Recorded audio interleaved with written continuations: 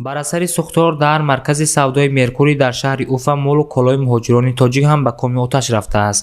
ҳодисаи сӯхтор 9 сентябри соли равон дар маркази савдои Меркурии шаҳри Уфа, пойтахти ҷумҳурии Бошқирдистони Русия рух додааст. Даҳо дукон аз ҷумла дуконҳои муҳоҷирони тоҷик бо борҳояшон ба коми оташ рафтанд.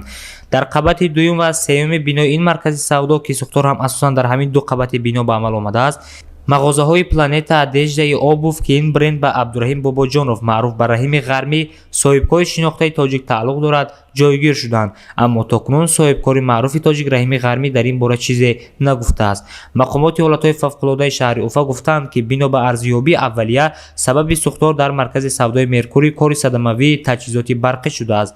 Сӯхтор масоҳати 5400 метри мураббаъро фаро гирифтааст.